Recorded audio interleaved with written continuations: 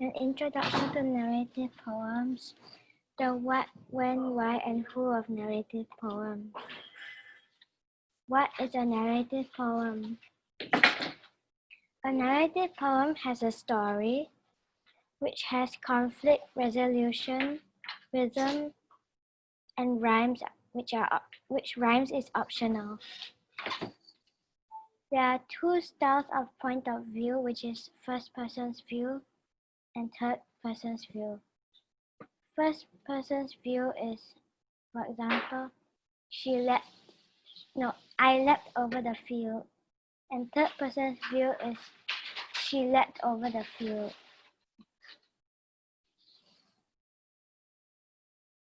When did narrative poetry start?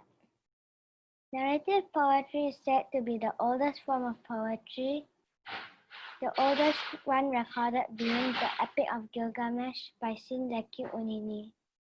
It was written in about 2100 BC, about 4,000 years ago. Why did it start? Sindaku Unini wanted to write down the Epic of Gilgamesh so that everyone knew, like, as in a legend of it. And he wrote it on clay.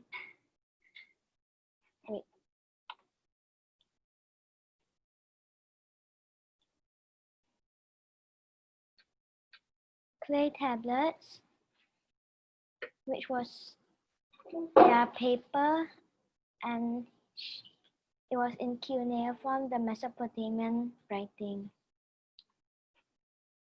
Who wrote narrative poems?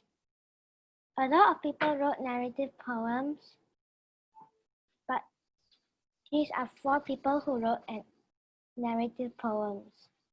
Dante Alighieri wrote The Inferno. Edgar Allan Poe wrote Annabel Lee.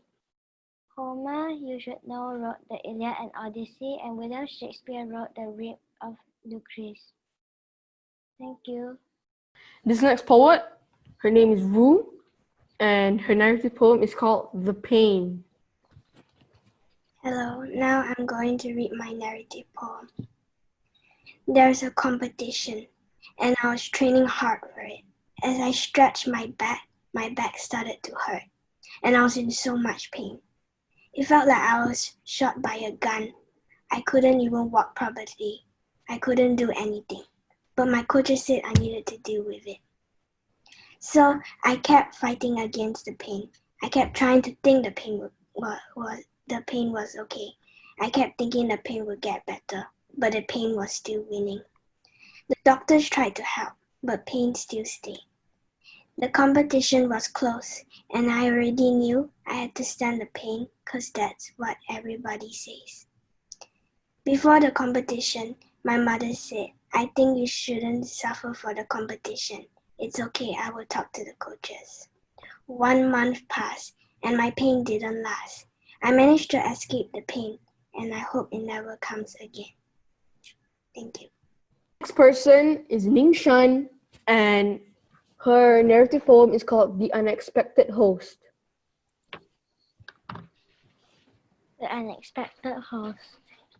Sandy and hot, palm trees all around. We were digging a pit about 1 foot deep. But soon I was bitten, and so was my brother. You'll never guess who was the pest.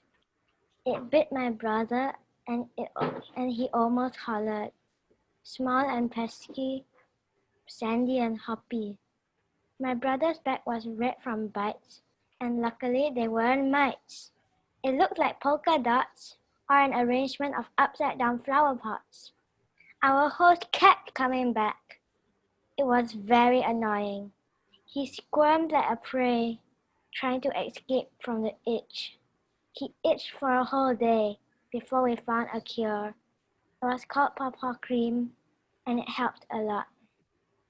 He applied it the day before we left, and he said it really helped a lot. Every day he applied it, and one day the itch just went. That was how our holiday ended, with a boy who got the itches. Thank you. Coming up is Silas, and his poem is called My Dream World. Okay. I lie in bed, close my eyes, and wake up to see damp, dirty water as far as I can see. I see alligators sleep on the soggy shore. I see birds chirping. I see crickets lying on leaves. I see stars glowing like diamonds in the sky. It's like I'm in a new world, a better world, where there are no problems, no war, no jerks, and no troubles. I know problems are coming inevitably, but I enjoy the moment until I hear my alarm clock ring. In less than a second, I'm back in reality. My mom has prepared classes on top of classes, and I must do chores and homework. Although I have those to deal with, I still go through the day because I know the next time I fall asleep, I'll be right back with the alligators and the crickets. Thank you for listening. Next person is Ashley, and she's gonna read her narrative poem called Crash Landing. One evening, I went paragliding. In the air, I was swirling as a tornado was approaching. On that evening, I made a crash landing in North Korea where it was terrifying. A well-armed soldier patrolling and agreed to help me with escaping. The next morning, the sun was shining. His house was ancient looking, but he looked so dashing when he was cooking. The same evening, my sad and homesick feeling made me wondering how long is this lasting? How much more problems are coming? Finally, one evening, I was leaving. My hand was waving to the kind soldier watching. I am now safe at home, smiling. Thank you.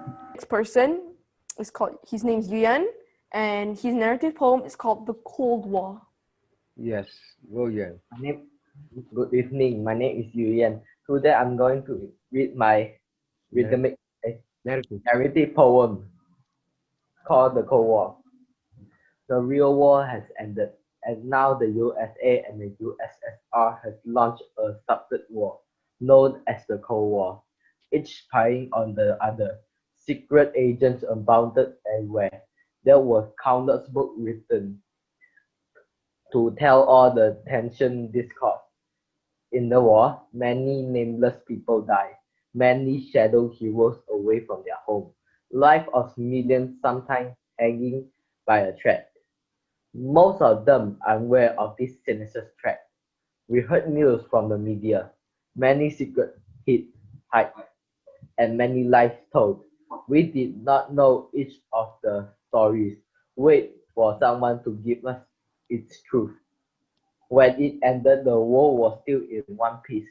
But what a time of espionage and deception! We are not clear of the danger, but we can breathe.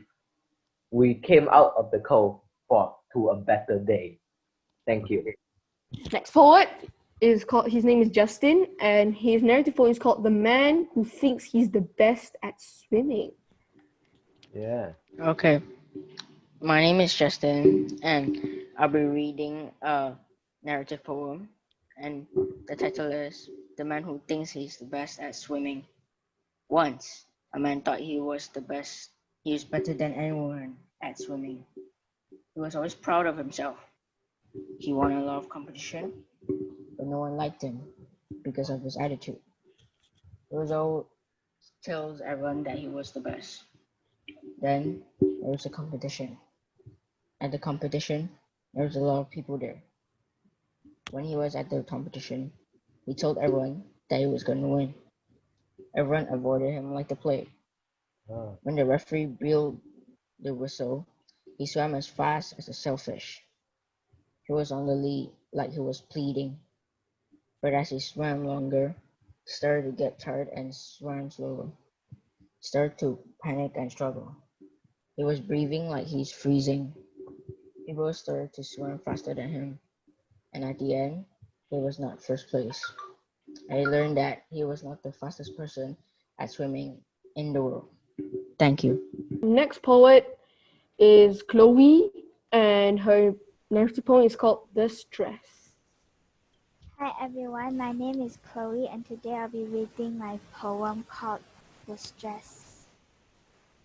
Teacher gave us a major assignment and I took it for granted. I thought I had lots of time to finish it, but turns out I was in a hit. Exams are coming soon, which took me to the moon. I gave less thought about the work that made me look like a jerk. I was too focused on my exam, which made me forget about my poetry slam. After exams, I was over the moon, that I rested a whole afternoon, only to find that I didn't do the poems. Lots of worries started flowing, but thankfully I had help from a good friend, and my worries started to end. Throughout all the guidance, I was no longer frightened. I was able to finish my poems in time, which made me forget about the bad times. Thank you. Dying Breath. Alright. The dying breath.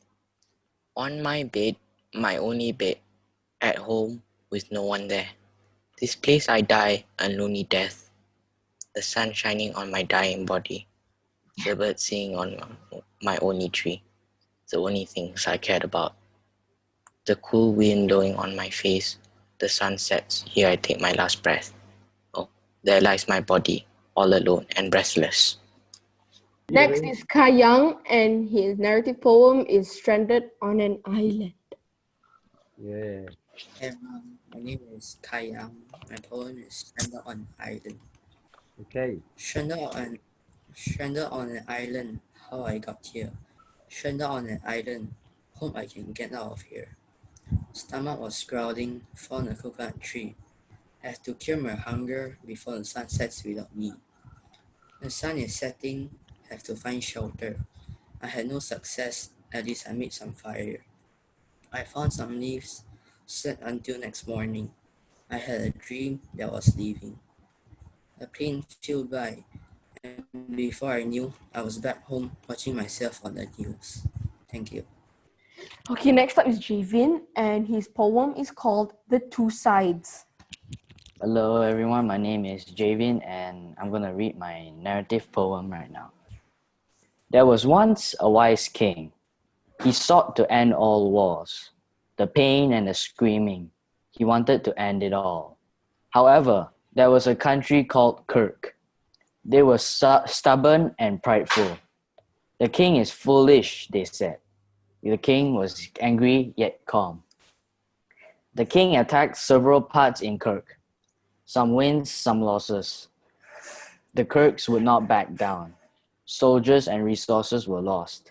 More soldiers were recruited to replace the dead. More weapons were created to fight the war. At last, a war was fought to end all wars. The Kirks fought well, but they were no match for the wise king. In the end, the king won, but with a cost. All resources and soldiers were lost. At least one thing was assured. World peace will never be compromised. Thank you, everyone. Next up is me, and my narrative poem is called The Football Final, the Football Champions League Final. It was the Champions League final game that determined the team's fame. PSG versus Bayern, Europe's two big lions. The referee blew the whistle, and everyone ran like missiles. Everyone took a shot, but none of them were hot. But right before halftime, Mbappe found the perfect shooting line. He shot it, but went off target a bit. 14 minutes after halftime, Kimmich crossed the ball over the line. It landed on Kingsley's head, and he scored. Now Bayern is ahead. PSG was shocked Bayern scored a goal, and PSG fans were stunned to the soul. In the end, PSG lost, and Bayern became a six-time champion boss. Thank you.